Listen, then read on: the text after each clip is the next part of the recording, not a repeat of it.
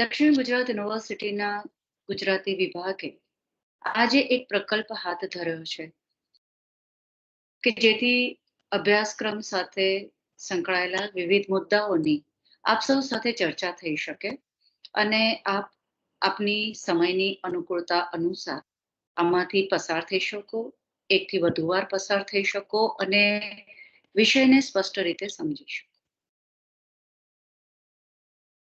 ગુજરાતી વિભાગ વીર નર્મદ ગુજરાત યુનિવર્સિટીએ મને સમાસ રચનાની વાત કરવા માટે આમંત્રણ આપ્યું છે. એના માટે હું એની આભારી છું.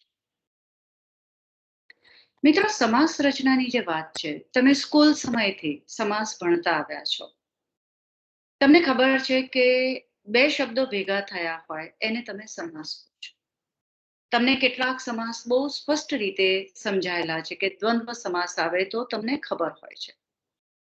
પણ સાથે સાથે કેટલાક સમાસ એવા પણ આવે છે કે જે તમને લાગે છે કે એ આ રીતે પણ થઈ શકે અને એ બીજી રીતે પણ થઈ શકે. તો એ વખતે એને કયો પ્રકાર કહેવો એ વિગત સ્પષ્ટ થતી નથી. તો આજે આપણે એ સમાસ રચના વિશે વાત કરીએ છીએ.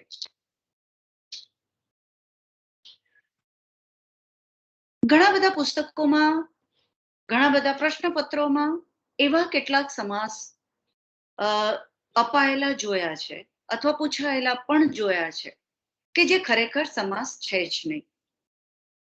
આપણને એમ થાય કે માત્ર બે શબ્દ ભેગા કરી દઈએ તો સમાસ થઈ જાય છે. ના, એવું નથી થતું. દાખલા તરીકે પાણી બાણી છે તો પાણી એવો શબ્દ છે પણ બાણી એવો શબ્દ છે ખરો? દશેરા છે પણ એ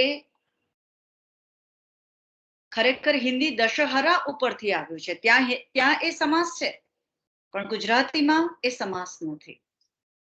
એવી જ રીતે બજરંગ તમે જુઓ તો ખરેખર છે વજરાંગ, સંસ્કૃતમાં સમાસ છે, ગુજરાતીમાં નથી.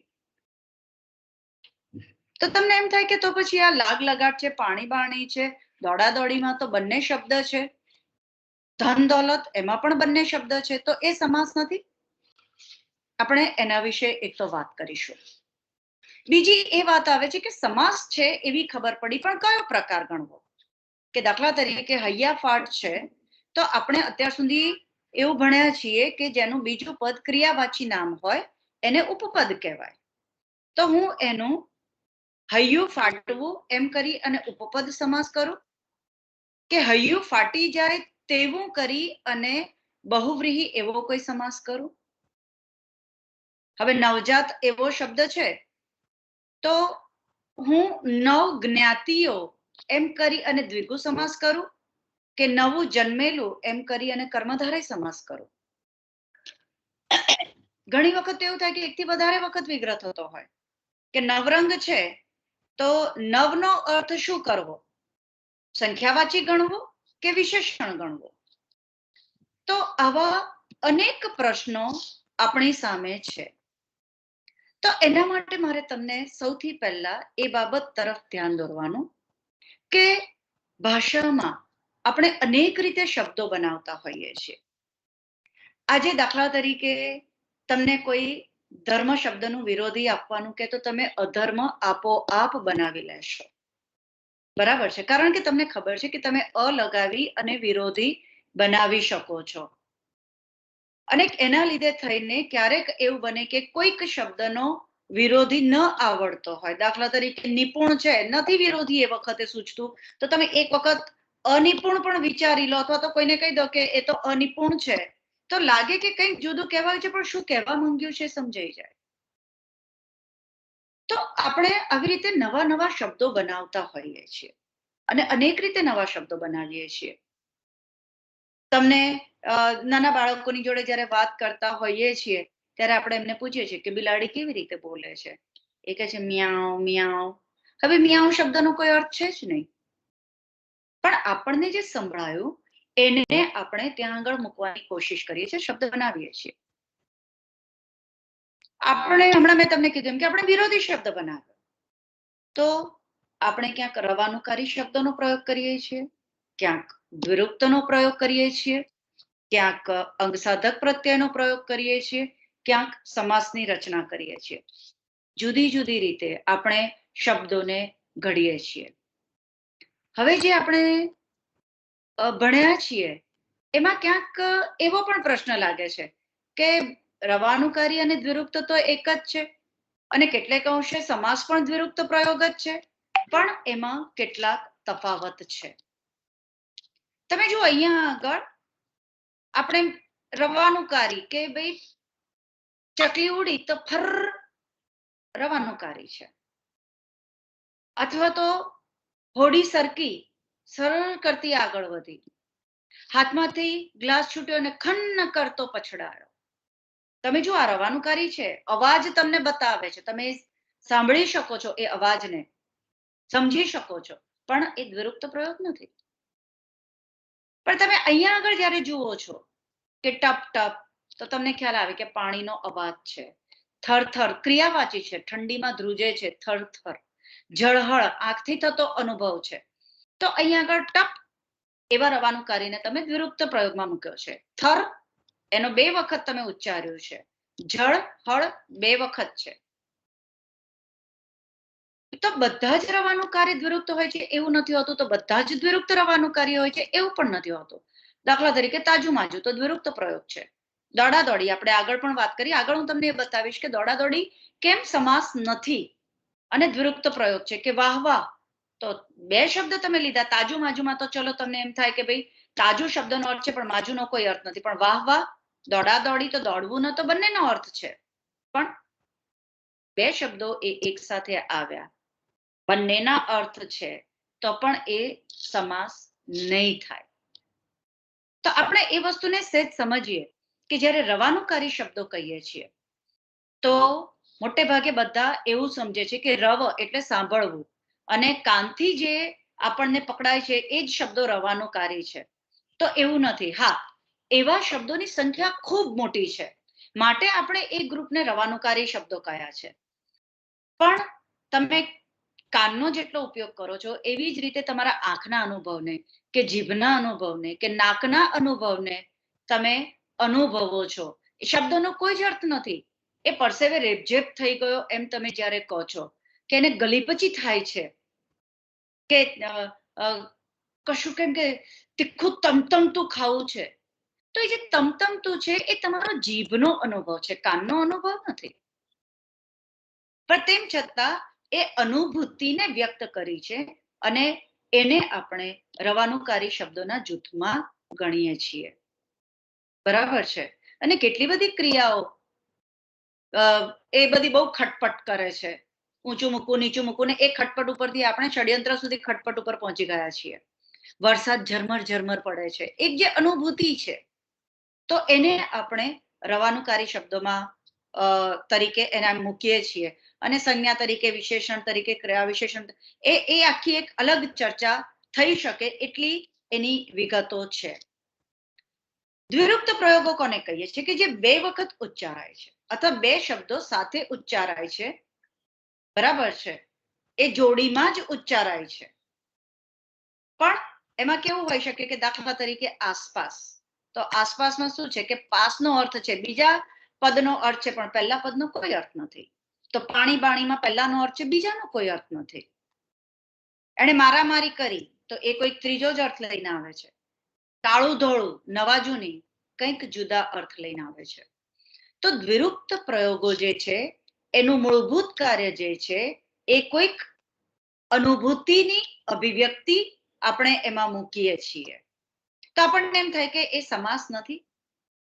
તમે જુઓ, આપણે બંનેની તુલના કરી શકીએ કે બંનેમાં 2 ઘટકો છે. દ્વિરુક્ત પ્રયોગોમાં પણ 2 ઘટકો છે, સમાસમાં પણ 2 ઘટકો છે. દ્વિરુક્ત પ્રયોગમાં એ રવાનુકારી હોઈ શકે, સમાસમાં રવાનુકારી નહીં આવે. દ્વિરુક્ત પ્રયોગમાં એક ઘટક સાર્થ હોય અને એક ઘટક સાર્થ ન હોય એવું બને, સમાસમાં એ વસ્તુ નહીં થાય. પણ ત્રીજી જે વાત છે કે અહીંયા આગળ તમે જોઈ શકો છો કે દ્વિરુક્ત પ્રયોગમાં પણ આપણે કહીએ છીએ કે બંને સાર્થ ઘટક હોઈ શકે, આપણે સમાસમાં પણ કહીએ છીએ કે બંને સાર્થ ઘટક હોઈ શકે. તો પછી દ્વિરુક્ત પ્રયોગ અને સમાસ શું ખાલી આટલા પૂરતું જ જુદા પડે કે દ્વિરુક્તમાં રવાનું કાર્ય અથવા એક જ સાર્થ ઘટક હોય તો પણ દ્વિરુક્ત પ્રયોગ થઈ શકે, અને બંને ઘટકો સાર્થ હોય તો પછી જો એને દ્વિરુક્ત પ્રયોગ અને સમાસ કહેવાતા હોય તો પછી બધાને દ્વિરુક્ત પ્રયોગ કેમ ન કહેવા? તો આપણે કહીએ છીએ કે બંનેના જે કાર્ય છે બેઝિકલી એ બંનેના કાર્ય જુદા છે. દ્વિરુક્ત પ્રયોગનું કાર્ય જે છે એ છે અભિવ્યક્તિ સાધવાનું. કેવી રીતે સાધવાની એ આપણે જોઈએ. અને સમાસનું કાર્ય છે લાઘવ સાધવાનું. તો આપણે આ બંને વચ્ચેનો તફાવત જે છે એ સમજીએ. દ્વિરુક્ત પ્રયોગમાં શું થાય છે? તમારે કોઈક આવર્તન બતાવવું છે. કેવું આવર્તન? કે એ ક્રિયા સતત થાય છે. બરાબર છે? દાખલા તરીકે અહીંયા આગળ મેં તમને ઉદાહરણ આપ્યું છે કે દોડાદોડી. તો દોડવું અને દોડવું એવું તમે સમાસ કરશો? દોડવું, સતત દોડવું, ઘડીકમાં આમ દોડવું, ઘડીકમાં તેમ દોડવું, ઘડીકમાં આ બાજુ દોડી જવું, ઘડીકમાં આ બાજુ દોડી જવું, આ જે આવર્તન છે એ આવર્તન તમે આ દ્વિરુક્ત પ્રયોગ દ્વારા બતાવ્યો છે. તમે જો પગમાં દોરી ગૂંચવાઈ હોય ત્યારે કુદાકુદ કરવાને બદલે શાંતિથી ઊભા રહેવું જોઈએ. તો શું આપણે એક વખત કૂદ્યા, બે વખત કૂદ્યા એવો ઉલ્લેખ કરીએ છીએ? ના, આપણે ત્યાં આગળ કહીએ છીએ કે એ કૂદવાનું આવર્તન કરે છે. આપણે એક સમાસમાં બહુ જ ઘણા બધા સમાસમાં બતાવાય છે, પણ તમે એક વખત અટકીને વિચારી જોજો કે જ્યારે દાખલા તરીકે તમે કોઈને એમ કહો કે એ અંદર બહાર કરે છે, તો શું એક વખત અંદર આવી અને એક વખત બહાર જાય છે? અંદર આવવું અને બહાર જવું ત્યાં આગળ એ વાત પૂરી થઈ જાય છે? નહીં. કોઈક કામથી, કોઈકની રાહ જોતી વખતે, કંઈક લેમુક કરવા માટે થઈને અંદર આવવું, બહાર જવું, એ ક્રિયાનું ત્યાં આવર્તન થાય છે. આ વસ્તુને સમજવી જરૂરી છે કે તમે જે શબ્દ પ્રયોગ કર્યો છે એના દ્વારા તમે શું સિદ્ધ કરવા માંગો છો? કોઈક અભિવ્યક્તિ સિદ્ધ કરવા માંગો છો કે લઘવ સિદ્ધ કરવા માંગો છો? જો અભિવ્યક્તિ સિદ્ધ કરવા માંગતા હો તો એ દ્વિરુક્ત પ્રયોગ છે. બીજો તમે જુઓ, રગે રગ. માં હંમેશા મારી રગે રગમાં વહેતી રહેશે. માં સમગ્રપણે મારામાં વહેતી રહેશે એ જે કહેવું છે. અથવા તો તમે જુઓ અલક મલક. જમકુબા વિસ્તારપૂર્વક અલક મલકની વાતો કરવા લાગ્યા. એટલે આ વિસ્તાર, આની વાત, પેલાની વાત, આ બધી વાતો એ કરવા લાગ્યા. અહીંયા તમે જુઓ અલક મલકમાં અલકનો અર્થ નથી, મલકનો અર્થ આમ જોવા જઈએ તો વિસ્તાર છે. પણ માત્ર ભૌગોલિક વિસ્તાર નહીં, જુદા જુદા વાતોના ક્ષેત્રોની વાતો એ કરી રહ્યા છે. તો આ સમુચ્ચય અથવા તો સમગ્રતા બતાવવી હોય ત્યારે પણ આપણે દ્વિરુક્ત પ્રયોગ પ્રયોજીએ છીએ. પ્રમાણ બતાવવું હોય, તમે એમ કહો કે આખા વર્ગમાં હસાહસ થઈ ગઈ. તમે વિચારી જુઓ જ્યારે હું આ વાક્ય બોલીશું ત્યારે તો તમને દેખાશે કે બહુ જ બધા સભ્યો ખડખડાટ હસી રહ્યા છે. તમે એવું નહીં કહી શકો કે એક વાર હસ્યા અને બીજી વાર હસ્યા અથવા તો બે જ જણા હસ્યા. નહીં, ત્યાં તમે અતિશયતા બતાવો છો કે બધા એટલું બધું ખડખડાટ હસી પડે, હસાહસ થઈ ગઈ. અડોઅડ, અડવું અને અડવું નહીં, ખસી ના શકે, વચ્ચે બીજું કઈ ના જઈ શકે એટલું સાથે જે છે એની અભિવ્યક્તિ સાધી અડોઅડ દ્વારા. એટલે તમે જો બંને ઘટક સાર્થ છે, રાધર એક જ ઘટક જે સાર્થ છે એનું પુનરાવર્તન છે, પણ એના દ્વારા માત્ર અડવાનો અર્થ વ્યક્ત નથી થતો. બે વખત અડવાનો અર્થ વ્યક્ત નથી થતો. અડોઅડ એટલે સામીપ્ય, અત્યંત નિકટતાનો અર્થ વ્યક્ત થયો છે. અને ઘણી વખત એના દ્વારા લાક્ષણિક અર્થ પણ વ્યક્ત થાય છે. તમે જુઓ, તમે ક્યારે વાપરો છો કે કઈ નવા જૂની હોય તો કહેજો. ત્યાં આગળ ક્યાં તમે કશું નવું કે જૂનુંની વાત કરવા માંગો છો? ત્યાં આગળ તમે જ્યારે નવા જૂની કહો છો ત્યારે તમારા મનમાં છે કે કશુંક જુદું કંઈક બન્યું છે અથવા કંઈક જેને સમાચાર કહી શકાય એવી કોઈક બાબત છે. ઘરમાં કંઈક નવા જૂની થઈ છે એટલે કંઈક અનપેક્ષિત થયું છે. તમે જ્યારે કોઈકને મળો અને પૂછો કે શું કઈ નવા જૂની, તેનો અર્થ છે કે તમે એને સમાચાર પૂછો છો. તમે એને કશું નવું કે શું જૂનું એવું નથી કહેતા. નવા જૂનીનો અર્થ તમે એવો બિલકુલ પણ નહીં કરો કે ભાઈ તારા શૂઝ જે છે, ચપ્પલ જે છે એ નવા છે પણ તારી ટોપી છે જૂની છે. તમે નવા અને જૂનાને ભેગા નથી કરતા. નવા જૂનીને એક શબ્દ તરીકે લઈને નવા અને જૂના એવા બેનો દ્વિરુક્તને સાથે કરીને એને જોડે મૂકીને એક નવો લાક્ષણિક અર્થ ઊભો કરો છો. એ જ રીતે તમે જુઓ કે ખટરાગ છે, તો ખટરાગ એટલે ખરેખર તો સંસ્કૃત શબ્દ પ્રમાણે જોઈએ તો ષટ એટલે કે 6 અને 6 રાગ. ઓકે, એમાં ભૈરવ, માલકોસ એ બધા રાગની વાત આવે, બરાબર છે. તો ક્યાંક ભૂતકાળમાં એનો અર્થ એવો હશે કે જેટલા હોય એ બધા પોતપોતાના જુદા જુદા રાગ આલાપે છે. તો મારો રાગ જુદો છે ને તમારો રાગ જુદો છે, તો આપણી વચ્ચે ક્યાંક ખટરાગ છે. તો એક લાક્ષણિક અર્થ 6 રાગ એવો તમે એનો દ્વિગુ સમાસ બનાવવા તરફ નહીં જઈ શકો. આ બે વચ્ચે જ્યારે ખટરાગ છે એવું તમે કહો તો એવું તમે નહીં કહી શકો કે આ બે જણા ભેગા થઈને 6 રાગ ગાય છે. સમજાય છે?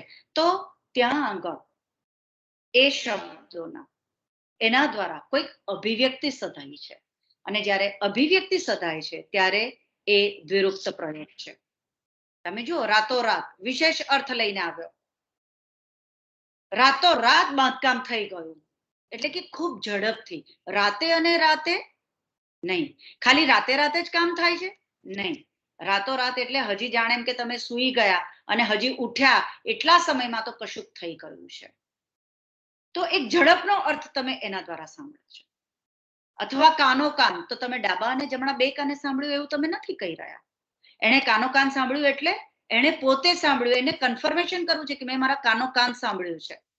2 વાર સાંભળ્યું છે, 2 કાનથી સાંભળ્યું છે નહીં. એક ઓથેન્ટિસિટીની વાત કરવી છે, બરાબર છે.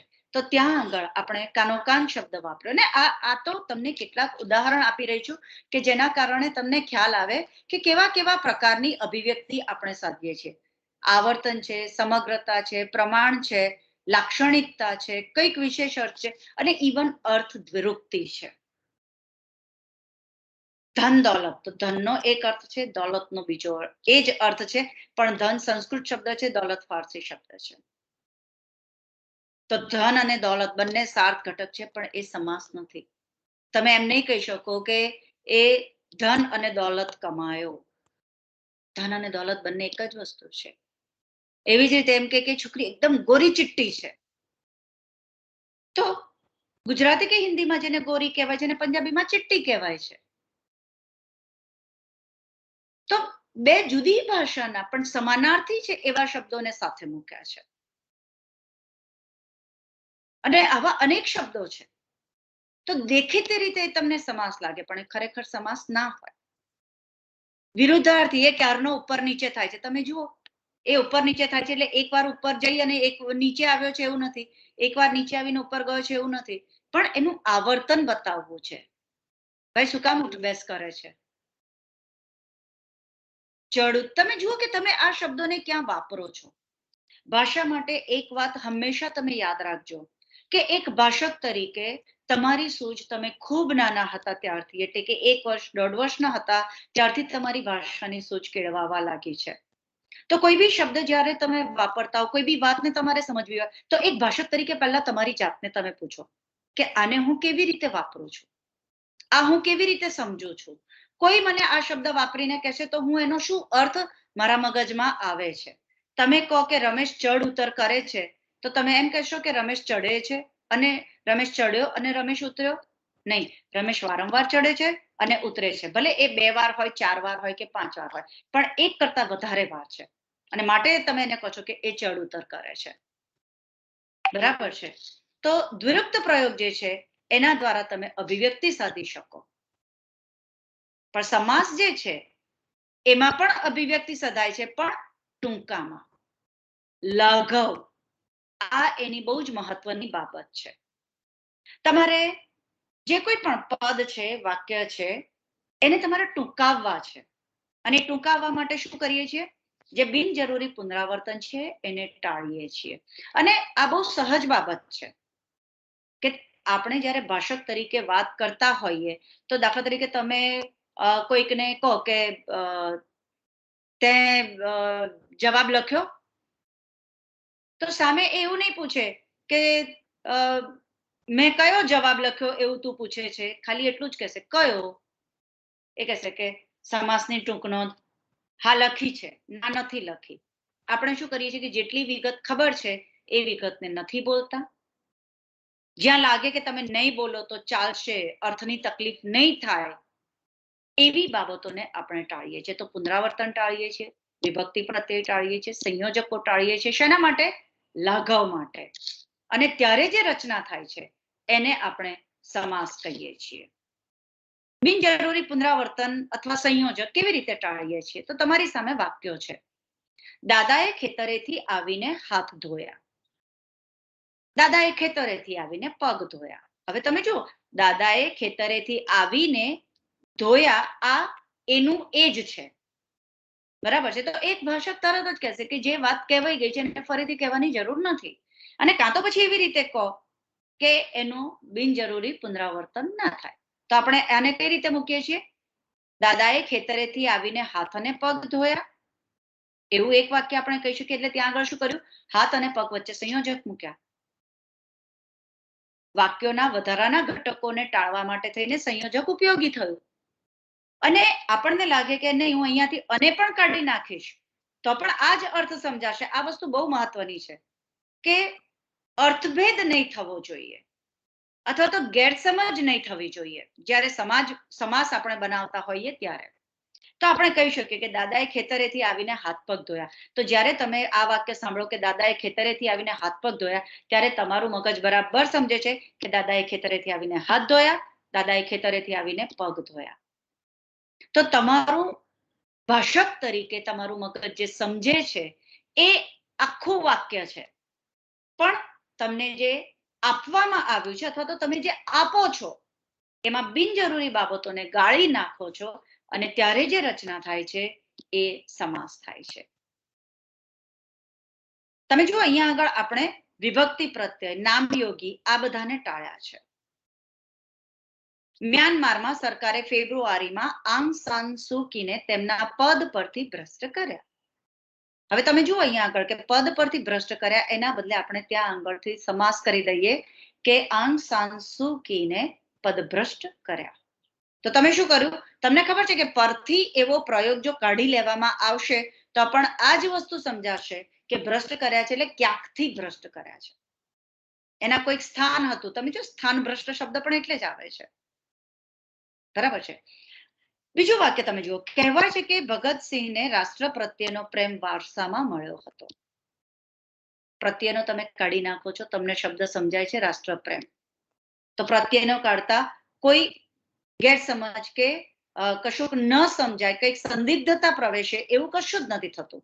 તમે કહી શકો કે ભગતસિંહને રાષ્ટ્રપ્રેમ વારસામાં મળ્યો હતો, ત્યારે તમે આ જ સમજો છો કે રાષ્ટ્ર પ્રત્યેનો પ્રેમ કે રાષ્ટ્ર માટેનો પ્રેમ વારસામાં મળ્યો હતો. એ વાત તમને સમજાય છે ને, માટે રાષ્ટ્રપ્રેમ સમાસ છે. અર્થ સંદિગ્ધતા ન જન્મવી જોઈએ. કેટલાક સમુદાયમાં સંતાનોના બાળ વયમાં જ લગ્ન કરાવવામાં આવે છે. આપણે કીધું બાળ લગ્ન કરાવવામાં આવે છે. સમજાય છે? તો આપણે શું કર્યું? સંયોજકને કાઢીએ છીએ, વિભક્તિ પ્રત્યેને કાઢીએ છીએ, નામયોગી કાઢીએ છીએ, વધારાના શબ્દોને કાઢીએ છીએ. પણ આ બધા માટે કન્ડિશન એક લાગુ છે. એક, એનો હેતુ લાઘવનો હોવો જોઈએ, અને બીજું અર્થ સંદિગ્ધતા બિલકુલ પણ જે સાંભળવા વાળો છે એને ન સમજાય, અર્થ સંદિગ્ધતા જન્મે એવું ન થવું જોઈએ. હવે તમે પાછું દ્વિરુક્ત પ્રયોગને યાદ કરો કે દ્વિરુક્ત પ્રયોગમાં આવું લાઘવની પ્રક્રિયા થાય છે. વધારાના ઘટકોનો લોપ કરીને જેમ સમાસ રચના થાય છે એવું આમાં કશા ઘટકોનો લોપ થાય છે? દાખલા તરીકે તમે કહો કે એણે ગરમા ગરમ ચા પીધી, તો તમે આવું કહી શકશો કે એણે ગરમ ચા પીધી અને એણે ગરમ ચા પીધી, એણે ગરમ અને ગરમ ચા પીધી. આવું એક ગુજરાતી ભાષક તરીકે તમારું મગજ સ્વીકારે આવી વાક્ય રચનાને? નથી સ્વીકારતું. અને માટે ગરમા ગરમ એ સમાસ નથી. આપણે જ્યારે એમ કહીએ કે સભામાં હસાહસ થઈ, તો ત્યાં તમે કયા ઘટકનો લોપ કર્યો છે? સભામાં હસ્યા, સભામાં હસ્યા, સભામાં હસ્યા અને હસ્યા નથી થતું આવું. એટલે કે ત્યાં આગળ લાઘવની પ્રક્રિયા થતી નથી. એના દ્વારા ખરેખર બીજી કોઈક અભિવ્યક્તિ સધાઈ છે, અને માટે એ દ્વિરૂક્ત પ્રયોગ છે.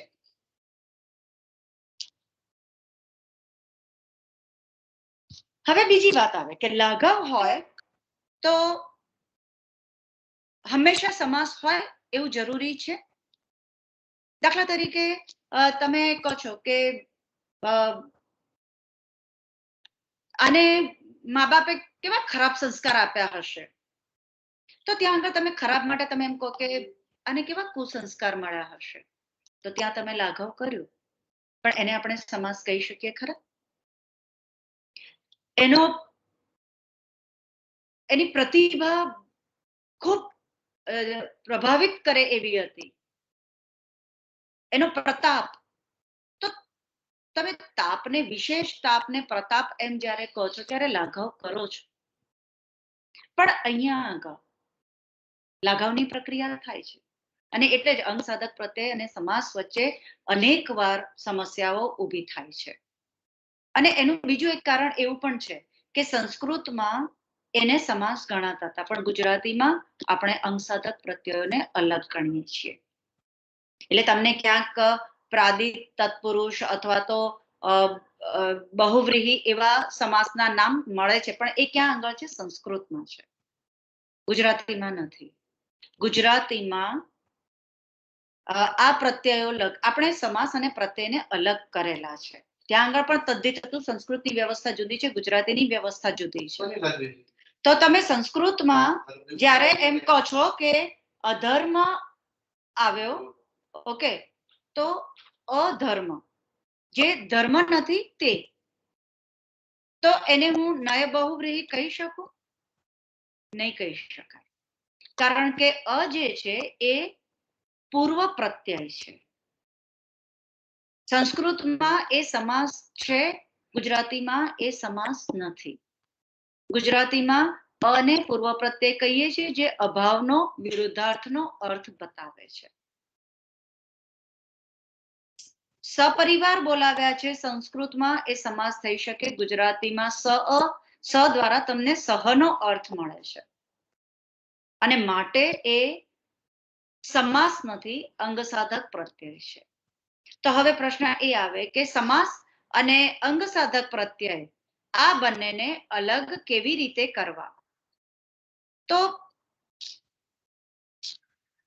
જ્યારે બે મુક્ત રૂપ જોડાય, મુક્ત રૂપ તમને ખ્યાલ છે, મુક્ત રૂપ કોને કહેવાય? કે જેને તમે ભાષામાં સીધે સીધા પ્રયોજી શકો છો, એ મુક્ત રૂપ છે.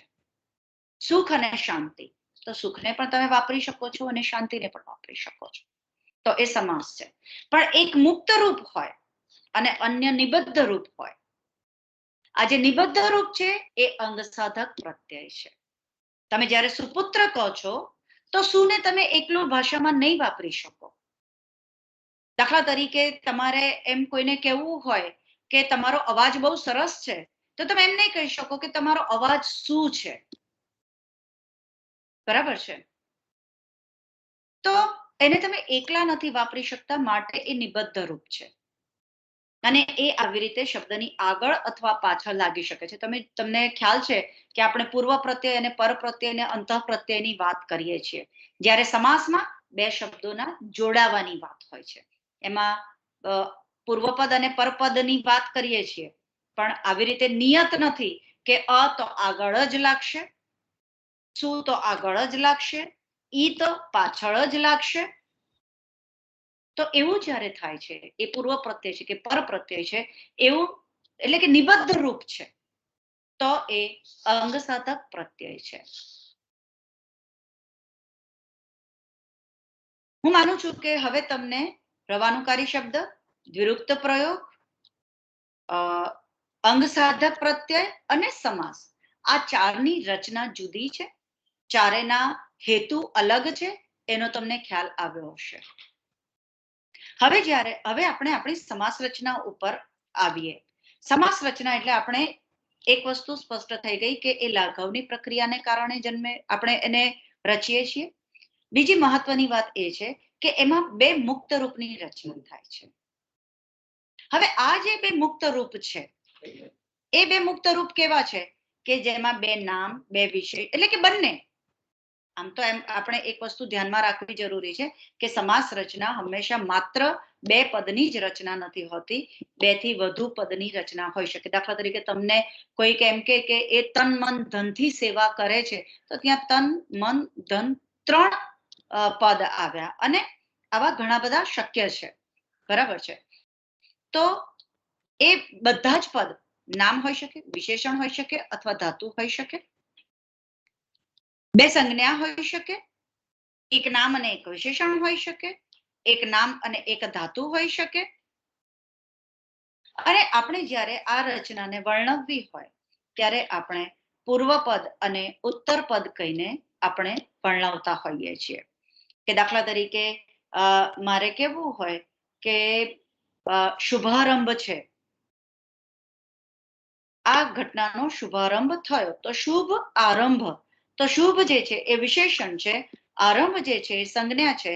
તો મારે વર્ણવવું હોય તો હું એવી રીતે કહી શકું કે પૂર્વપદ વિશેષણ છે અને ઉત્તરપદ સંજ્ઞા છે.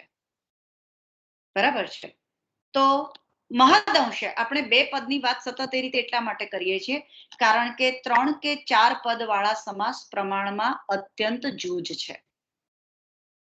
મોટે ભાગે આપણે બે પદની રચના પ્રયોજીએ છીએ અને માટે સતત આ રીતે બે પદની વાત કરી છે. હવે સમાસની જ્યારે વાત કરવી છે ત્યારે સામાન્ય રીતે કોઈને બી પ્રકાર પૂછીએ તો દ્વંદ્વ સમાસને કર્મધારય ને તત્પુરુષ, આ બધા સમાસના પ્રકાર છે. પણ સમાસને જો સમજવા હોય તો એને મુખ્ય જે 3 પ્રકારમાં વહેંચવામાં આવ્યા છે તે ઉભય પદ પ્રધાન, એક પદ પ્રધાન અને અન્ય પદ પ્રધાન. હવે ઉભય પદ એટલે શું? તો ઉભય એટલે બંને. પદ એટલે જે પૂર્વપદ અને પરપદ છે તે. આ બંને પ્રધાન હોય એને સમાસ કહેવાય. હવે એક વસ્તુ હંમેશા યાદ રાખજો કે જો સમાસને આપણે ઉકેલવા હોય, સમાસને આપણે સમજવા હોય તો એક વસ્તુ યાદ રાખજો કે એ લાઘવની પ્રક્રિયા રૂપે નિષ્પન્ન થયા છે. તો એ લાઘવની પ્રક્રિયા કઈ હતી? જે બે પદને અથવા તો બે વાક્યોને લાઘવમાં લઈ જતી હતી. તો તમારે જ્યારે કોઈ પણ સમાસને જોવો હોય ત્યારે વાક્ય રૂપે જો જોશો તો તમને તરત વાત સમજાશે.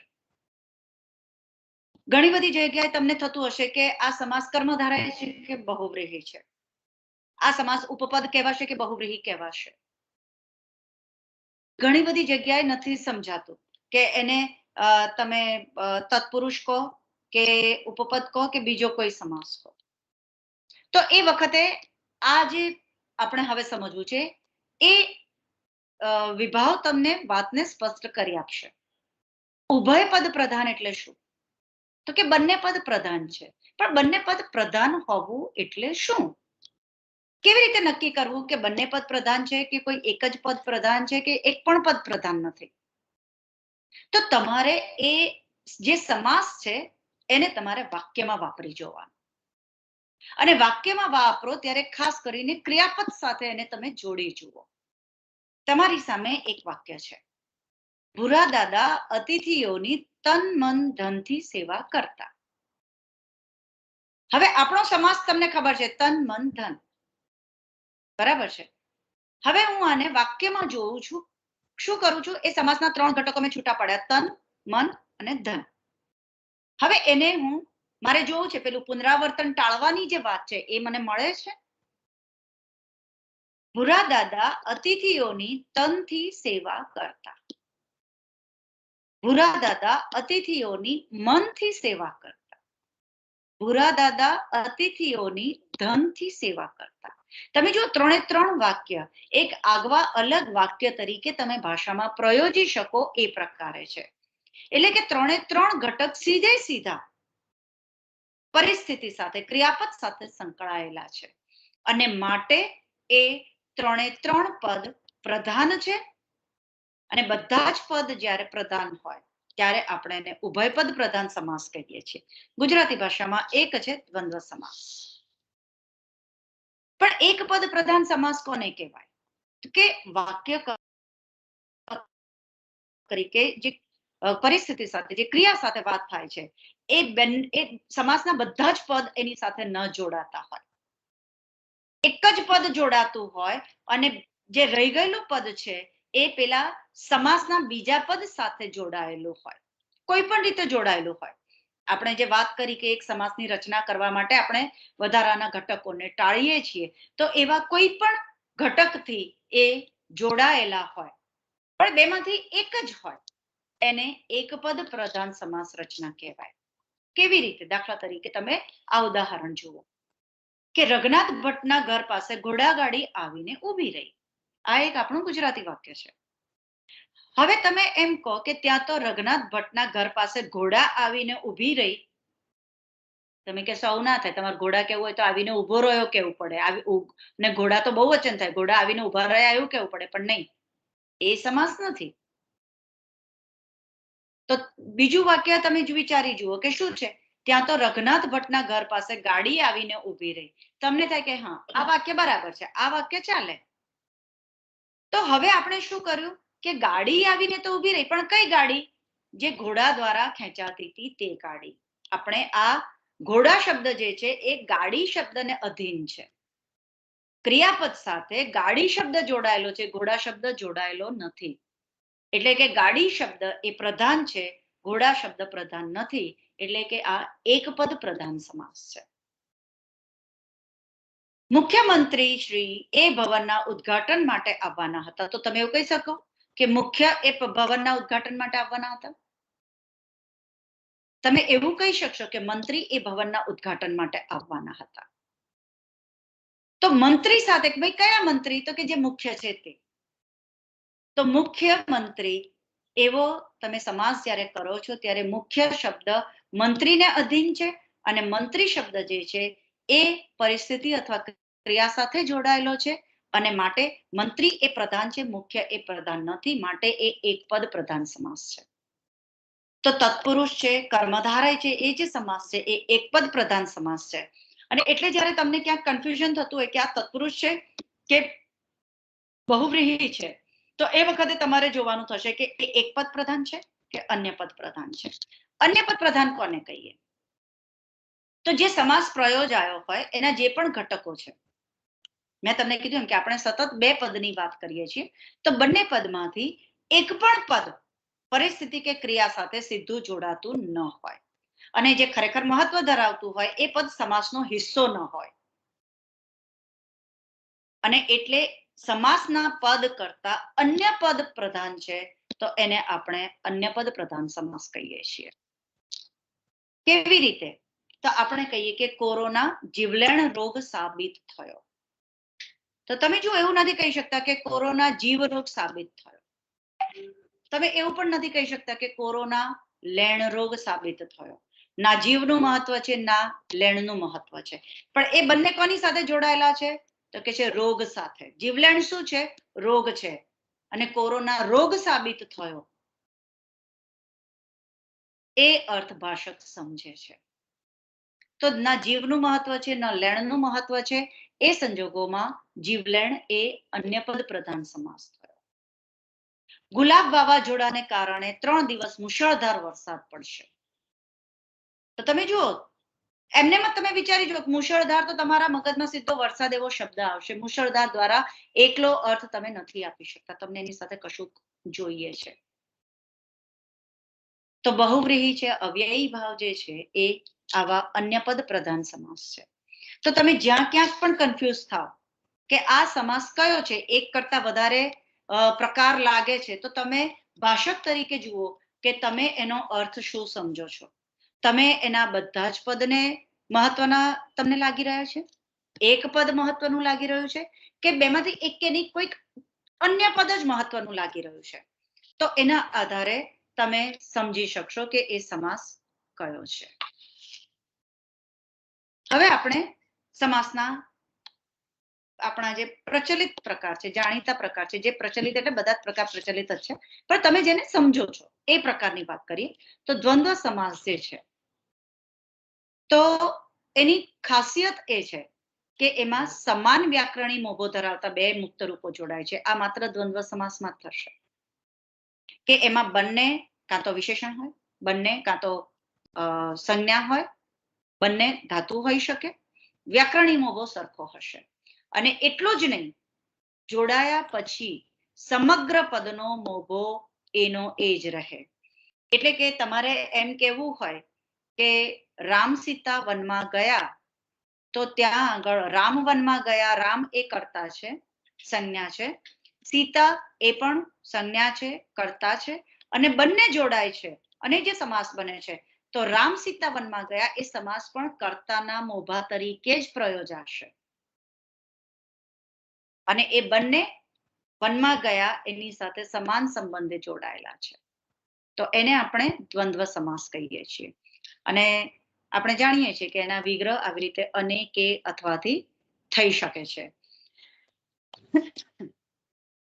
એના પેટા પ્રકારની વાત કરીએ તો આપણે જાણીએ છીએ કે અને દ્વારા જો તમે એને સમજો છો કે ભાઈ બહેન બજારમાં ગયા, તો ભાઈ અને બહેન બજારમાં ગયા અને દ્વારા જ્યારે તમે વિગ્રહ કરો છો તો એ સમુચ્ચય દ્વંદ્વ છે. અમારે તમારા રીત રિવાજ તો જાણવા પડશે ને, તમારી રીતિ અને તમારા રિવાજો જાણવા પડશે. બંને પદોનો વિગ્રહ તમે જ્યારે અથવા વિકલ્પ આપો છો કે એવી રીતે જ્યારે કરો છો તો વિકલ્પને આધારે આપણે એને વૈકલ્પિક દ્વંદ્વ કહીએ છીએ. 4-5 છોકરાઓને મોકલી આપજો તો 4 અથવા 5. અમારે આવતા કદાચ વહેલું મોડું થાય, મતલબ અમે કદાચ વહેલા આવીએ, અમે કદાચ મોડા આવીએ, તો ત્યાં આગળ તમે અથવાનો અર્થ મૂકો છો. હવે અહીંયા આગળ બીજી એક બાબત તરફ પણ હું તમને ધ્યાન દોરી દઉં કે આપણે કેટલાક સમાસને ફિક્સ કરીને જ બેઠા છીએ કે દાખલા તરીકે ચા કોફી, કેમ કે ભાઈ વૈકલ્પિક સમાસ, પણ એવું જરૂરી નથી. તમે એના વાક્યમાં વાપરી જુઓ. તમે જો કોઈકને પૂછો છો કે તમે શું લેશો, ચા કોફી, તો ત્યાં ચા અથવા કોફીનો અર્થ છે. પણ કોઈની પાસે તમે સામાન મંગાવો છો તો તમે લખાવો છો કે ભાઈ ખાંડ, ચા, કોફી, તો ત્યાં આગળ ચા અને કોફી એ સમાસ હોય અને દ્વારા જોડાતા હોય, ભાઈ ચા કોફી લાવવાના છે તો ચા અને કોફી લાવવાના છે. તો એ તમારા વાક્યના પ્રયોગ ઉપર આધાર રાખે કે એ સમુચ્ચય દ્વંદ્વ છે કે વૈકલ્પિક દ્વંદ્વ છે. પણ મોટે ભાગે વિરોધાર્થી હોય છે ત્યારે વૈકલ્પિક દ્વંદ્વ હોય છે. જાણે અજાણે કંઈક બોલાઈ ગયું હોય તો જાણતા અથવા અજાણતા, બરાબર છે. તો આવા જે છે એને આપણે સમુચ્ચય અથવા વૈકલ્પિક દ્વંદ્વ કહીએ છીએ. સમૂહનો અર્થ દર્શાવતા હોય, એટલે કે જે 2 પદ અપાયા છે, 3 પદ અપાયા છે, એ તો ખરા જ, પણ એ સિવાય પણ અન્યનો એમાં સમાવેશ થશે એવા એક જથ્થાનો કે જૂથનો આપણે જ્યારે નિર્દેશ કરતા હોઈએ ત્યારે એને સમાહાર દ્વંદ્વ કહીએ છીએ. કે કોઈ આવવાનું છે ને આપણે કે થાળી વાટકા તૈયાર કરો ને, તો ત્યાં આગળ થાળી અને વાટકા તો છે જ, પણ સાથે સાથે આપણે ત્યાં આગળ ચમચી, ગ્લાસ, નેપકિન આ બધાનો પણ આપોઆપ સમજી લઈએ છીએ, બરાબર છે. આપણે લક્ષણાની રીતે કહીએ તો એક ઉપાદાન લક્ષણાની જેમ આપણે અહીંયા આગળ વાતને સમજી લઈએ છીએ. તો આવો જ્યારે સમાસ છે ત્યારે એ સમાહાર દ્વંદ્વ છે. તમે જુઓ કે સોય દોરો, તો બંને સંજ્ઞા છે, આડું અવળું બંને વિશેષણ અથવા તો ક્રિયા વિશેષણ છે. સારું નરસું બેમાં વિરોધાર્થ છે. નફો તોટો, તોટો એટલે નુકસાન. તાણાવાણા રો કકડમાં બંને ધાતુ છે, રાઈટ. તો આવી રીતે જ્યારે 2 સંજ્ઞા, 2 વિશેષણ, 2 ક્રિયા વિશેષણ કે 2 ધાતુ એટલે કે આખ્યાત એટલે કે ક્રિયાપદ સમાન ભાવે જોડાતા હોય અને પરિસ્થિતિ અથવા ક્રિયાપદ સાથે સમાન રીતે જોડાતા હોય, તમામ પદનું મહત્વ હોય, ત્યારે આપણે એને દ્વંદ્વ સમાસ કહીએ છીએ. તત્પુરુષ સમાસ જે છે એ એકપદ પ્રધાન સમાસ છે. એ સમાસનું પૂર્વ પદ ઉત્તર પદ સાથે કોઈ વિભક્તિથી અથવા તો નામયોગીથી જોડાયેલું હોય છે.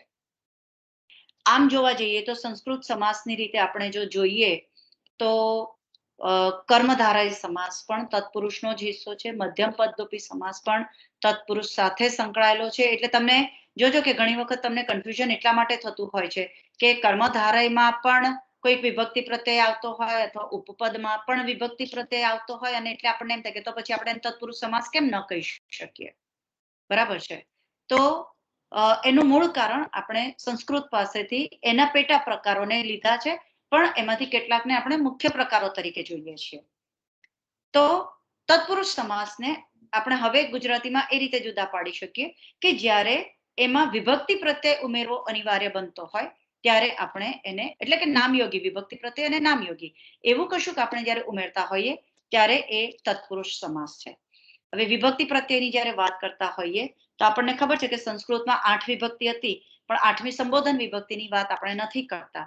તો એ સંજોગોમાં બાકીની જે 7 વિભક્તિ છે એના આધારે આપણે આ સમાસને સમજીએ છીએ. દાખલા તરીકે દેવ દીધું, દેવે દીધેલું. હવે તો આપણને એમ થાય કે દેવ દીધું એને મારે ઉપપદ ગણવો કે તત્પુરુષ સમાસ ગણવો, બરાબર છે. તો અહીંયા આગળ તમે જુઓ કે ક્રિયાની સાથે સાથે તમારે વિભક્તિ પ્રત્યય ઉમેરવો જરૂરી બને છે, બરાબર છે. ઈશ્વર નિર્મિત, તો ત્યાં આગળ નિર્મિત જે છે એ કૃદંત છે, ઈશ્વર દ્વારા નિર્માયેલું, બરાબર છે, ઈશ્વરે નિર્મેલું. તો જ્યારે તમારે કર્મને બતાવવું છે, કર્મને આધીન, પરને વશ, અન્યને વશ, અથવા તો કરણ એટલે કે સાધનથી તમે નિર્દેશ કરો છો. ભીનું થયું છે પણ શેનાથી? રસથી. એ ગ્રસ્ત છે, કશામાં પકડાયેલો છે, શેનાથી? ચિંતાથી. તો એ કરણ છે. તમે અહીંયા આગળ એક વાત ખાસ ધ્યાનમાં રાખજો કે તૃતીયા અને પંચમી આ બંનેમાં થી પ્રત્યય આવે છે, પણ તૃતીયા જે છે એ કરણ એટલે કે સાધનનો નિર્દેશ કરે છે, અને પંચમી જે છે એ અપાદાનનો નિર્દેશ કરે છે, એટલે કે કશાકથી છૂટા પડવાનો નિર્દેશ કરે છે, કશાકની શરૂઆતનો નિર્દેશ કરે છે. તમે જ્યારે ચિંતાથી ગ્રસ્ત કહો છો તો ગ્રસ્ત થવાનું કારણ જે છે, સાધન જે છે એ ચિંતા છે. પણ જ્યારે ઋણ મુક્ત કહો છો ત્યારે ઋણથી મુક્ત, ઋણ એક છે એમાંથી મુક્ત થવાની વાત છે, એનાથી છૂટા પડવાની વાત છે. પદભ્રષ્ટ, પદથી છૂટા પડવાની વાત છે, માટે એ અપાદાન છે. તો તૃતીયા અને પંચમી ખાસ ધ્યાન રાખજો. મહેરબાની કરીને કોઈ શોર્ટકટ કે થી છે એટલે આપણે એને તૃતીયા કહી દેવું કે એને પંચમી કહી દેવું એવું નહીં કરતા. તાદર્થ્ય શબ્દ જે છે એનો પોતાનો અર્થ માટે છે. માટે પ્રત્યે જ્યારે આપણે વાપરીએ છીએ ત્યારે એનો દેશ પ્રત્યેનો પ્રેમ, એનો દેશ માટેનો પ્રેમ, એ હેતુથી. એના પ્રેમનો હેતુ શું છે? દેશ છે. બલિ કયા પ્રયોજનથી છે? કાગડાને આપવાની છે, બરાબર છે. તો કાગડા માટેનો બલિ જે છે તો એ તાદર્થ્ય છે. ષષ્ઠી જે છે સંબંધ, ઓકે. તો સંબંધ એટલે બે વચ્ચેનો રિલેશન, એટલે મારા માસીની દીકરી છે એવો સંબંધ નહીં, કોઈ પણ પ્રકારનો, કે દેવનું આલય. આલય કોનું છે? દેવનું છે. ઓકે. જીવન સાધના, એની જે સાધના છે એ આખા જીવનની સાધના છે. અધિકરણ એટલે સ્થાન. એ અંધ બની ગયો, શેમાં? મોહમાં. એમનો વાસ થયો ક્યાં? સ્વર્ગમાં. તો સ્વર્ગમાં વાસ તે અધિકરણ તત્પુરુષ. તમે જુઓ હવે અહીંયા આગળ કેટલાક આપણે બીજા વધારે ઉદાહરણ જોઈએ એટલે તમને ખ્યાલ આવશે. આભાર વશ, આભારને વશ. ઉપકાર વશ, આજ્ઞાધીન, આજ્ઞાને આધીન. કૃષ્ણાશ્રિત, કૃષ્ણને આશ્રિત. લોકાર્પણ, લોકોને અર્પણ. તો ત્યાં કર્મ બતાવાયું છે. તો ચિંતાતુર, હવે અહીંયા આગળ આતુરનો અર્થ આપણે મોટે ભાગે ઉત્કંઠા માટે કરીએ છીએ, પણ આતુરના એકથી વધારે અર્થ છે, અને એ પૈકીનો અર્થ પીડા અથવા દુઃખ છે. તો શેનાથી એ પીડાય છે? ચિંતાથી પીડાય છે, તો એ ચિંતાતુર છે.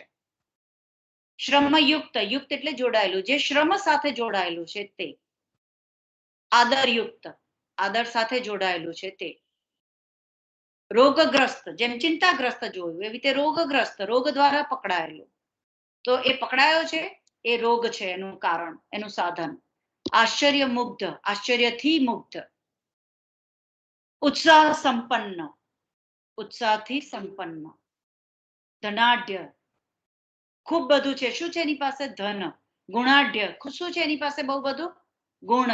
આઢ્ય એટલે સમૃદ્ધ. હું તમને અહીંયા આગળ આ શબ્દો એટલા માટે ખાસ બતાવી રહી છું કે આપણે એટલા બધા સંસ્કૃત શબ્દોને સ્વીકારી લીધેલા છે કે મગજમાં આપણને એનો અર્થ પણ ન હોય, અને એના કારણે ક્યારેક વિગ્રહ કરવાનો હોય ત્યારે ખબર જ ન હોય કે ખરેખર આ બે શબ્દો જોડાયા છે કે કોઈ એક જ શબ્દ છે. હસ્તલિખિત હાથથી લખાયેલું, હિમાચ્છાદિત હિમથી છવાયેલું, વચનબદ્ધ વચનથી બદ્ધ. ચતુર્થી માટે રણભૂમિ. કઈ ભૂમિ છે? રણ માટેની. દેશદાજ. તમે જુઓ, દાજ એટલે મોટે ભાગે આપણે ઈર્ષાનો અર્થ કરતા હોઈએ છીએ, બરાબર છે. એને પણ લાગણી પણ એવો એક અર્થ થાય છે, ભાઈ તને એનું બહુ દાજે છે, તો ત્યાં આગળ દેશદાજમાં એ લાગણી વાળો અર્થ છે.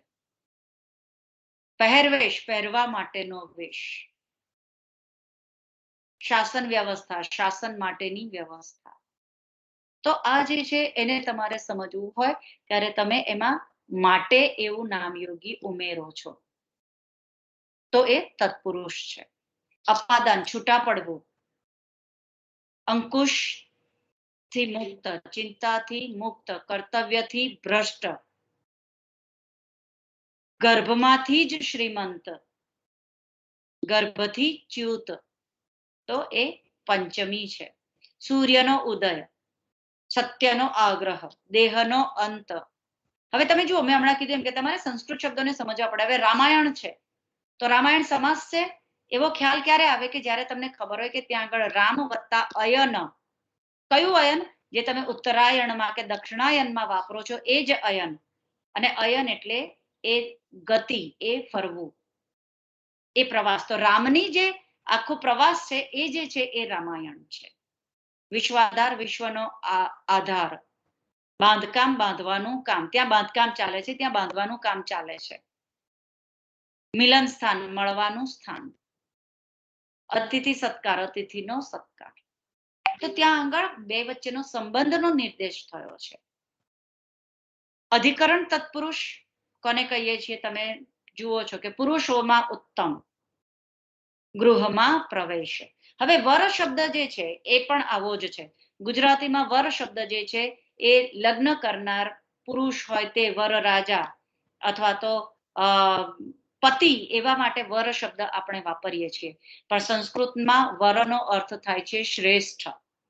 એટલે કવિવર એટલે કવિનો પતિ એવું નથી. કવિવર છે એનો અર્થ છે શ્રેષ્ઠ કવિ. ઇવન વરમાળામાં પણ બહુ જ બધા આ રીતે વિગ્રહ કરે છે કે વર માટેની માળા. તો વર માટેની માળા હોય તો વહુમાળા એવો શબ્દ પણ હોત ને, પણ આપણી પાસે એવો વહુમાળા એવો શબ્દ નથી. તો વરમાળા એટલે શ્રેષ્ઠ માળા. એવી માળા છે, બીજા કોઈ પણ માળા તમે ઉતારીને મૂકી દો છો તો ચાલે છે, પણ વરમાળા જ્યારે તમે એકબીજાને આરોપો છો ત્યારે એક જીવનનો સંબંધ બંધાય છે અને માટે એ શ્રેષ્ઠ માળા છે. બરાબર છે. તો વરદાન, શ્રેષ્ઠ દાન. તો ત્યાં આગળ વરનો અર્થ શ્રેષ્ઠ થાય છે. તો તમારી સામે જે સમાસ આવ્યો હોય ત્યાં તમારે જોવું પડે કે વરનો અર્થ પતિ તરીકે છે. વર રાજા, રાજાઓમાં જે શ્રેષ્ઠ છે તે એ દિવસે બધા જ એના માનપાન હોય છે. તો વર એ જ રાજા એવું નથી, રાજા જેવો વર એવું નથી, પણ શ્રેષ્ઠ વર, અરે સોરી, શ્રેષ્ઠ રાજા. તો ક્યાંક વરનો અર્થ પતિ તરીકે પણ આવે કે વર વહુ આવવાના છે, તો ત્યાં પતિનો અર્થ છે. તો તમારે એને સમજવું પડે કે ત્યાં આગળ એનો કયો અર્થ છે. વિચાર મગ્ન, વિચારમાં મગ્ન. કાર્યદક્ષ, કાર્યમાં દક્ષ એટલે કે નિપુણ. રાઈટ. તો આ બધા જે છે એ તત્પુરુષ સમાસ છે. પણ એક વસ્તુ બહુ જ મહત્વની છે જે તમારે ધ્યાનમાં રાખવાની છે કે તત્પુરુષ સમાસ જે છે એ બહુ જ છેતરામણો છે. લગ્ન ગાળો એટલે આપણને એમ થાય કે લગ્નનો ગાળો એમ કહી દઈએ, પણ લગ્નનો ગાળો ને બંગડીનો ગાળો એમ તમે સરખું કહી શકશો નહીં. તમે જ્યારે લગ્નનો ગાળો કહો છો ત્યારે ખરેખર તો એમ જ્યારે કહેવાય કે ભાઈ મે મહિનામાં લગ્ન ગાળો છે અથવા આ વખતના લગ્ન ગાળામાં ખૂબ લગ્નો છે, તો એનો અર્થ શું છે કે લગ્નના મુહૂર્ત ધરાવતો સમયગાળો. આપણે જ્યારે લગ્ન ગાળો શબ્દ વાપરીએ છીએ ત્યારે આપણા મનમાં જે સમજાતો અર્થ છે લગ્નનો ગાળો, એવું તમે ષષ્ઠી તત્પુરુષ કહી દેશો તો નહીં ચાલે. ત્યાં આગળ મનમાં જે અર્થ પકડાય છે એ છે લગ્નના મુહૂર્ત ધરાવતો સમયગાળો, અને એટલે એ મધ્યમ પદલોપી સમાસ છે. અથવા બજારનો ભાવ, ભાઈ બજાર ભાવ શું ચાલે છે, તો બજારનો ભાવ નહીં, બજારમાં અત્યારે કયો ભાવ ચાલે છે, તો એ બજારમાં ચાલતો ભાવ છે. કાર્યકુશળ, તમે કહી દો કાર્યમાં કુશળ, પણ કાર્યમાં એટલે શું? કાર્ય કરવામાં કુશળ. દાનવીર, દાનમાં વીર, દાનમાં વીર, દાન આપવામાં વીર. આપણા ત્યાં શૂર અને વીર આ શબ્દનો અર્થ એક અર્થ ઉત્સાહ એવો પણ થાય છે. એટલે તમે જોજો રસમાં પણ વીર રસ અને રૌદ્ર રસ બે અલગ છે. અલુપ્ત તત્પુરુષ વિભક્તિ પ્રત્યય હોય અને જ્યારે સમાસની રચના થાય, લાઘવમાં જ્યારે જવાનું થાય ત્યારે અન્ય પદોનો લોપ થઈ શકે પણ વિભક્તિ પ્રત્યેનો લોપ ન થયો હોય. કમ્પેરેટિવલી ગુજરાતીમાં ગળે પડું, ગળે પડેલો, ઘોડે સવાર, ઘોડે ચડેલો સવાર એવો વિભક્તિ પ્રત્યય રહ્યો છે. પણ મોટે ભાગે સંસ્કૃતમાં યુધિષ્ઠિર એ ગુજરાતી સમાસ નથી, વાચસ્પતિ એ ગુજરાતી સમાસ નથી, વસુંધરા ગુજરાતી સમાસ નથી, સંસ્કૃત સમાસ છે. ગુજરાતી ભાષક માટે યુધિષ્ઠિર એટલે પાંડવોનો મોટો ભાઈ જ છે. કોઈ પણ ગુજરાતી ભાષકને યુધિ સ્થિર ઇતિ યુધિષ્ઠિર એવી ખબર ન હોય, પણ સંસ્કૃત સમાસ આપણે જે કેટલાક યથાતથ લીધા છે તેના ભાગરૂપે જે યુદ્ધમાં સ્થિર છે, યુદ્ધમાં સ્થિર તેનો મા પ્રત્યય યથાવત છે, માટે યુધિ સ્થિર એવો યુધિ, યુદ્ધનું યુધિ થયું છે સપ્તમીનું, તો યુધિ યથાવત રહ્યું છે માટે આપણે એને અલુપ્ત તત્પુરુષ કહીએ છીએ. અથવા વાચ તો એની જે સંધિ થઈ તો એના કારણે એની વચ્ચે આવતો જે સ છે એ યથાવત રહ્યો છે. અથવા વસુંધરા તો વસુમ એવો એનો પ્રત્યય યથાવત રહ્યો છે ને એટલે વસુમ ધારયતી, વસુને ધારનાર, રત્નોને જે ધારનાર છે તે ધરતી એવો આપણે અર્થ કરીએ છીએ. પણ મોટે ભાગે આ સંસ્કૃત સમાસ છે. અલુપ્ત તત્પુરુષ ગુજરાતીમાં ખૂબ ઓછા છે. મધ્યમપદ લોપી જે છે એમાં સમાસની જ્યારે પ્રક્રિયા થાય છે ત્યારે અંગ વિભક્તિ પ્રત્યય ઉપરાંત અન્ય પદોનો પણ લોપ થાય છે. જેમ કે કલ્પવૃક્ષ છે તો કલ્પ એટલે કે ઈચ્છા કે કલ્પના પ્રમાણે તમે જે કંઈ પણ ઈચ્છ્યું હોય એ આપનારું વૃક્ષ તે કલ્પવૃક્ષ. અથવા ઘર જમાઈ તો ઘરમાં રહેતો જમાઈ. અહીંયા આગળ એક વસ્તુ ખાસ આપણે ધ્યાનમાં રાખવાની કે બધા કેટલાક લોકો એવું માને છે કે શબ્દ સમૂહ માટે એક શબ્દ જે છે એ હંમેશા સામાસિક રચના હોય છે, એવું જરૂરી નથી હોતું. હંમેશા એ સામાસિક રચના નથી હોતી. એ દાખલા તરીકે ગાયોનું ટોળું તો એના માટે ધણ શબ્દ વપરાય, તો એ શબ્દ સમૂહ માટે એક શબ્દ છે પણ સમાસ નથી. બરાબર? તો દરેક શબ્દ સમૂહ માટેનો એક શબ્દ આપણે મોટે ભાગે મધ્યમ પદ લોપી કે તત્પુરુષ કહેતા હોય છે, પણ એવું નથી હોતું. સમાસ અલગ બાબત છે. તો ઘરમાં રહેતો જમાઈ એ ઘર જમાઈ. તમે જુઓ અહીંયા આગળ વર્તમાનના વૃત્તાંત જણાવતું પત્ર, તો વૃત્તાંત જણાવતું એવાને તમે લોપ કરો છો અને વર્તમાન પત્ર સમાસ બને છે. ચિંતામણી, હવે અહીંયા આગળ સમાસ સાથે આપણે સંસ્કૃત શબ્દોને બહુ જ બધી જગ્યાએ જોવાના થાય છે. તો અહીંયા આગળ પણ તમારે આ વસ્તુ જોવાની થાય કે ચિંતામણી એટલે આપણે ગુજરાતીમાં ચિંતા એટલે કે ટેન્શન એવો અર્થ નથી, પણ ચિંતન એટલે કે ઈચ્છેલું. તો તમારું ઈપ્સિત આપણે જે કલ્પવૃક્ષમાં કીધું એ જ પ્રમાણે કે તમે જે ચિંતવ્યું છે, તમે જે ઈચ્છ્યું છે એ આપનાર મણી એટલે ચિંતામણી. ઘોડા ગાડી એટલે ઘોડા દ્વારા ખેંચાતી ગાડી અથવા જકાત નાકું એટલે જકાત ભરવાનું નાકું. બરાબર છે? તમે જોઈ શકો છો ખડધાન એટલે ખડ એટલે કે ઘાસની જેમ વગર ખેડે કે વગર વાવે ઉગતું ધાન છે. હવે અહીંયા આગળ એક બીજો સરસ શબ્દ તમારા માટે સમાસ મેં મૂક્યો છે કે પીઠ. પીઠનો એક અર્થ સ્થાન થાય છે. તો ખડપીઠનો અર્થ શું થાય છે? એ બજારના અર્થમાં છે કે ખડ જ્યાં વેચાય છે એટલે કે ખડ વેચાય છે તે પીઠ એટલે કે તે બજાર. દાણાપીઠ, દાણા વેચાય છે તે બજાર, દાણાપીઠ. બરાબર છે? તો દાણા વેચાય છે તે પીઠ, તો એ દાણાપીઠ મધ્યમપદ લોપી સમાસ છે. વરાળ યંત્ર, વરાળથી ચાલતું યંત્ર. પાયદળ એટલે કે પગે ચાલીને યુદ્ધમાં લડતું દળ, તે પાયદળ. દવાખાનું, દવાખાનું એટલે દવાનું ખાનું એવું નહીં. મેં આવો વિગ્રહ જોયેલા છે. ઓકે, અહીંયા આગળ ખાનુંનો અર્થ ડ્રોર નથી. ખાનુંનો અર્થ છે સ્થાન, જગ્યા. આપણા ત્યાં સંસ્કૃતમાં અને બીજી ભાષાઓમાં સ્થાન માટે તમને જુદા જુદા શબ્દો મળે છે. દાખલા તરીકે તમારે આલય છે, નિકેતન છે, બરાબર છે, ગૃહ છે, સભાગૃહ. તો ગૃહનો અર્થ ત્યાં આગળ ઘર એવો નથી થતો, સ્થાન એવો થાય છે. તો અહીંયા આગળ દવાખાનુંમાં પણ ખાનુંનો અર્થ સ્થાન થાય છે. તો જ્યાં દર્દીને દવા અપાય છે તે સ્થાન એ દવાખાનું. ઓકે, તો આ જે સમાસ છે એ મધ્યમપદ લોપી સમાસ છે. ઉપપદ સમાસ આપણને એવી ખબર છે કે એનું પૂર્વપદ નામિક હોય, ઉત્તરપદ આખ્યાતિક હોય, જેમ કે પાણી કળો, પાણી કળનાર, વહીવંચો, વહી વાંચનાર, વાંક દેખો, વાંક દેખનાર. તો તમે જુઓ કે કર્મ અને એની સાથે એક ક્રિયાવાચી નામ છે. પણ અગેન આપણે જે વાત કરી એમ કે સંસ્કૃત આપણા સમાસ પર સમાસ આપણે સમજવા હોય તો સંસ્કૃતને થોડુંક સમજવું જરૂરી બને છે. તો આવા જે ક્રિયારૂપો છે જેનો ગુજરાતીમાં આપણે આ પ્રકારનો અર્થ કરીએ છીએ, તો સમાસ તો જ આપણે સમજી શકીએ કે જ્ઞ એટલે જાણનાર એવું ખબર હોય તો જ તમને મર્મજ્ઞ, સર્વજ્ઞ, તજજ્ઞ, તત્વજ્ઞ આ શબ્દો તમને સમજાય. હવે જલદ શબ્દ તમે સાંભળો તો જલદ એટલે તમને એસિડ એવું યાદ આવે, પણ એ ફારસી શબ્દ છે. ગુજરાતીમાં એટલે કે સંસ્કૃત પાસેથી આપણને જે મળે છે તે જલ દેનાર. જલ દેનાર એટલે કે વાદળ. યશોદા યશ દેનાર. બરાબર છે. ગૃહસ્થ તો સ્થ લાગેલું છે, સ્થ એટલે રહેનાર, ઘરમાં રહેનાર તે ગૃહસ્થ. સ્વ એટલે કે પોતાનામાં રહેનાર જે છે તે સ્વસ્થ. તટસ્થ, તટ એટલે કિનારે રહે છે તે તટસ્થ. કંઠસ્થ, કંઠમાં જે રહે છે તે કંઠસ્થ. બરાબર છે. તો તમે જોઈ શકો છો કે આપણે આવી રીતે સંસ્કૃત ક્રિયાવાચી નામોનો ઉપયોગ કરીને આપણે આવા તત્સમ સમાસોને સ્વીકાર્યા છે. તો એ તમે આ પદોને જો સમજી શકશો તો આ સમાસને તમે વિગ્રહ કરી શકશો. કર્મધારય સમાસ એમાં જુદા જુદા પદો એ જે પદો છે જુદા જુદા સંબંધે જોડાય છે. કેવા સંબંધે કે વિશેષણ વિશેષ્યનો સંબંધ. કે પિતાંબર તો પીળું વસ્ત્ર, તમને મળે છે આવા શ્વેતાંબર, નીલાંબર. બરાબર છે. પિતાંબરનો બીજો એક અર્થ જે છે જેણે પીળું વસ્ત્ર ધારણ કર્યું છે તે પિતાંબર શબ્દ અહીંયા આગળ ખાસ એટલા માટે જ મૂક્યો છે કે જો તમે એનો પીળું વસ્ત્ર એવો વિગ્રહ કરો છો. હું હંમેશા આવું એક ઉદાહરણ આપું છું કે તમે જ્યારે એમ કહો કે પિતાંબર દોરી પર સુકાય છે તો ત્યાં સમાસને આપણે વાક્યમાં મૂકીએ એટલે એનો અર્થ તરત સમજાય.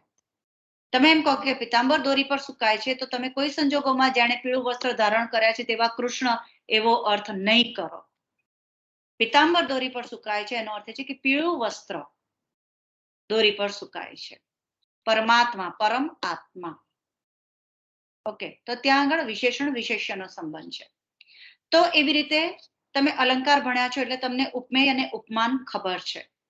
તો જ્યારે બે પદ વચ્ચે ઉપમેય અને ઉપમાનનો સંબંધ હોય, સાગર જેવો સંસાર, સાગર રૂપી સંસાર, કાવ્ય રૂપી અમૃત, તો ઉપમેય અને ઉપમાન હોય એને ઉપમિત સમાસ પણ એવો એક પેટા પ્રકાર કરવામાં આવે છે.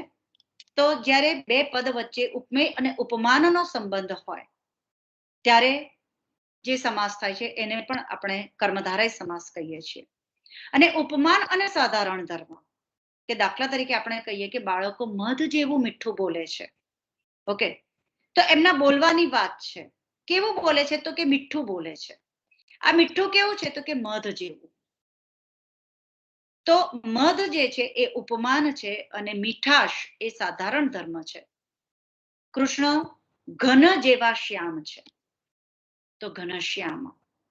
તો જ્યારે ઉપમાન અને સાધારણ ધર્મ હોય ત્યારે પણ આપણે એને કર્મધારય સમાસ કહીએ છીએ. તમે જોઈ શકો કે પરગામ પર વિશેષણ છે, ભર સભા ભરેલી સભા, કૃદંત વિશેષણ છે, મહાત્મા તો ત્યાં વિશેષણ વિશેષ્યનો સંબંધ છે.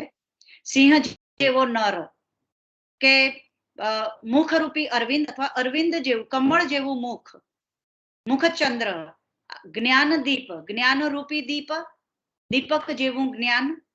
બરાબર છે. તો એ કર્મધારય છે. ઉપમાન અને સાધારણ ધર્મ.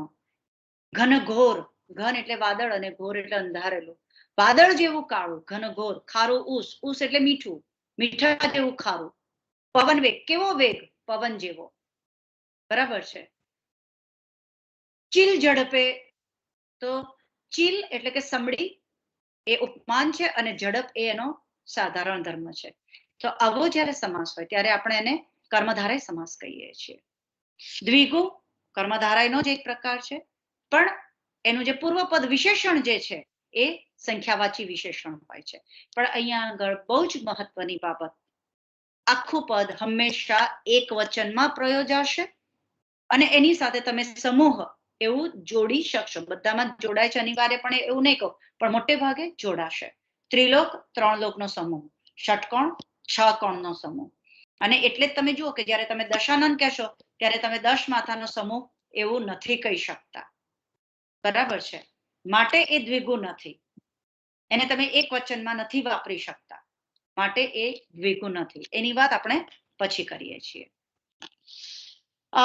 ભૂતકાળમાં પરીક્ષામાં આવા સમાસ પૂછાયેલા છે, માટે એક નોંધ લેવા માટે કે આ જ રીતે કોઈક અંશ દર્શાવાતો હોય સંખ્યાનો, ત્યારે આપણે એને એકદેશી સમાસ કહેવાય છે. કેટલાક લોકો એને સીધો કર્મધારયનો પેટા પ્રકાર કહે છે, કેટલાક લોકો એને દ્વિગુનો પેટા પ્રકાર કહે છે. પણ ટૂંકમાં જ્યારે અંશનો નિર્દેશ હોય, મધરાત, અડધી રાત, ગોળાર્ધ, અડધું ગોળ, પાશેર, તો જ્યારે અંશની વાત હોય ત્યારે એને એકદેશી સમાસ કહે છે. બહુવ્રીહી સમાસ એ અન્ય પદ પ્રધાન સમાસ છે. સતત આપણે આને ખાસ એટલા માટે ધ્યાનથી જોવાનો, કારણ કે તમને તત્પુરુષમાં કે કર્મધારયમાં કે ઉપપદમાં જે મૂંઝવણમાં મૂકી શકે એવો જે સમાસ છે તે આ બહુવ્રીહી સમાસ છે. કારણ કે આમાં બે પદ વચ્ચે વિશેષણ વિશેષણનો સંબંધ પણ હોઈ શકે, ઉપમાન અને ઉપમેયનો સંબંધ પણ હોઈ શકે, એનું બીજું પદ જે છે એ ક્રિયાવાચી નામ પણ હોઈ શકે, એનું પૂર્વ પદ જે છે એ સંખ્યાવાચી વિશેષણ પણ હોઈ શકે. એ બે પદ વચ્ચેનો સંબંધ ગમે તે હોય, પણ આ આખું પદ તમે કેવી રીતે ઓળખો કે બહુવ્રીહી સમાસ છે? તો આ આખું પદ જે છે એ અન્ય પદનું વિશેષણ બનતું હોય.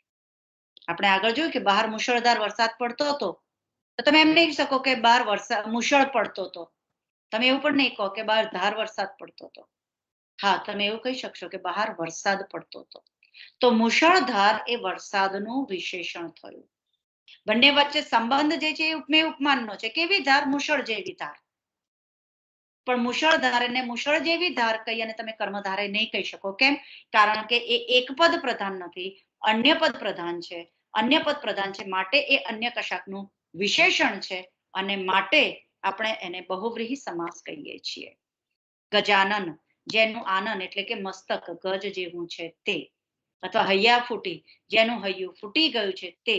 સ્ત્રી એ ઉપપદ સોરી ફૂટી એવું ઉત્તર પદ છે, પણ આપણે એને ઉપપદ સમાસ નહીં કહીએ.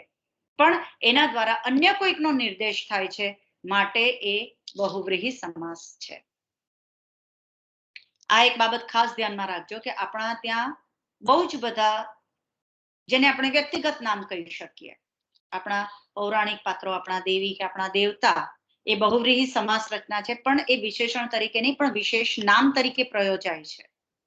કે દશાનન સભામાં પધાર્યા, તો ત્યાં દશાનન વિશેષણ નથી, પણ ત્યાં આપણા મનમાં બહુ સ્પષ્ટ છે કે જેના 10 મસ્તક છે તેવો રાવણ સભામાં આવ્યો. પિનાક પાણી, જેમના પાણી એટલે કે હાથમાં પિનાક નામનું ધનુષ્ય છે તે.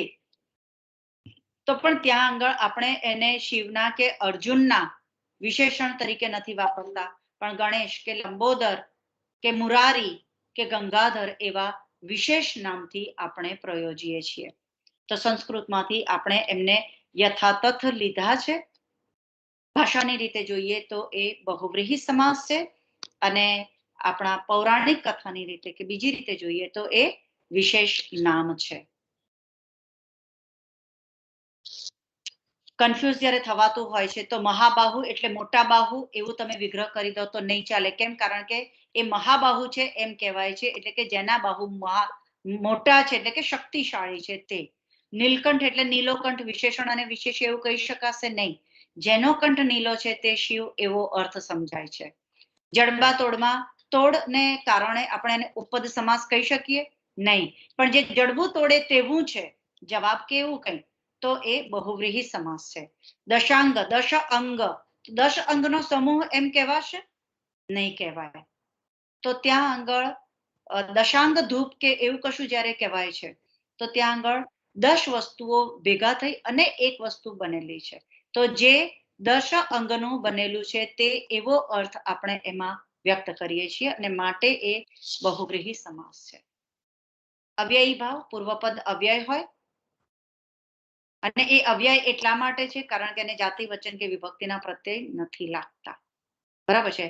તો આપણને સંસ્કૃતમાં આખો એ સમાસ જુદો છે, પણ ગુજરાતીમાં આપણે એને પ્રમાણમાં બહુ જ મર્યાદિત કરી દીધો છે. કેટલાક મર્યાદિત અવ્યયો જ્યાં પ્રયોજાય છે એને આપણે અવ્યયી ભાવ કહીએ છીએ. યથાશક્તિ, પ્રતિદિન, આજીવન, દરરોજ, પ્રત્યક્ષ. પ્રત્યક્ષમાં સંધિ છે, પ્રતિવત્તા અક્ષર. પ્રત્યેકમાં સંધિ છે, પ્રતિવત્તા એક. આબાલ વૃદ્ધ, બાળકોથી માંડીને વૃદ્ધ. તો એ જે છે એ અવ્યયી ભાવ સમાસ છે. રાઈટ? તો ખાસ મેં તમને કીધું એમ કે સમાસ ઓળખવા માટે નંબર 1 કેટલાક સંસ્કૃત શબ્દોનો પરિચય રાખવાનો. આલય, નિકેતન, મંદિર, શાળા આ બધા દ્વારા સ્થાનનો નિર્દેશ થાય છે. કેટલાક સંસ્કૃત શબ્દોનો અર્થ ખબર હોવો જરૂરી છે. દાખલા તરીકે કેતુનો અર્થ થાય છે ધજા. ધૂમકેતુ એટલે કે જેની ધજા ધુમાડાની બનેલી છે તે. બરાબર છે. વર એટલે પતિ એવો અર્થ હંમેશા નહીં થાય, ઉત્તમ અથવા શ્રેષ્ઠ પણ થશે. ક્યારેક એનો સંધિ વિગ્રહ પણ કરવો પડે. ચતુરંગી એટલે 4 રંગનું એવું નહીં થાય. ચતુઃ વત્તા અંગી સંધિને કારણે ત્યાં આગળ વિસર્ગનો ર થયો છે અને 4 અંગ એટલે કે આપણે જે કહીએ છીએ કે પાયદળ, અશ્વદળ, ગજદળ એમ જે 4 દળ થાય છે એવી 4 અંગ ધરાવનારી સેના એ ચતુરંગી છે. અથવા લાભાલાભને તમે દ્વિરૂપત પ્રયોગ કહી દો એવું નહીં થાય. લાભ અલાભ બે વિરોધી છે અને એની વાત છે. બરાબર? કેટલીક વાર એવું બને છે કે સંસ્કૃત શબ્દ તમે તત્સમ શબ્દ જુઓ તો એ સમાસ હોય, પણ ગુજરાતીમાં એનું ધ્વનિ પરિવર્તન થઈ ચૂક્યું હોય અને એ સમાસ ન હોય એવું બની શકે. દાખલા તરીકે મેં જોયું છે કે અમુક પરીક્ષામાં આવી રીતે પૂછાય છે બજરંગ. તો બજરંગ એ એવો કોઈ સમાસ નથી. એ મૂળ સમાસ સંસ્કૃત છે વજ્રાંગ. અને વજ્રાંગનો ગુજરાતી અથવા હિન્દીમાં બજરંગ એવું ધ્વનિ પરિવર્તન થઈને એક જ શબ્દ બની ગયો છે. ત્યાં આગળ એ સમાસ નથી. તો હું આશા રાખું છું કે અહીંયા આગળ તમારે સમાસની કેટલીક સ્પષ્ટતાઓ થઈ હશે. સમાસને કેવી રીતે ઉકેલવાના, સમાસને કેવી રીતે સમજવાના અને ખાસ કરીને આપણે સમાસ શા માટે પ્રયોજીએ છીએ, શા માટે આપણે સમાસની એક પ્રક્રિયામાંથી પસાર થઈએ છીએ, એનાથી આપણે કેવી રીતે લાઘવ સિદ્ધ કરીએ છીએ અને કેવી રીતે આપણી અભિવ્યક્તિને સચોટ બનાવી શકીએ છીએ એનો તમને ખ્યાલ આવ્યો હશે. તો તમે હવે પછી જ્યારે સમાસની જ્યારે વાત કરશો ત્યારે તમે કેટલીક સ્પષ્ટતાઓ સાથે વાત કરી શકશો એવી આશા રાખું છું અને એ સાથે અહીંયા વિરમું છું. ફરી એકવાર ગુજરાતી વિભાગનો હું આભાર માનું છું કે એમણે મને તમારી સાથે આ વાત કરવાની તક આપી છે. Thank you.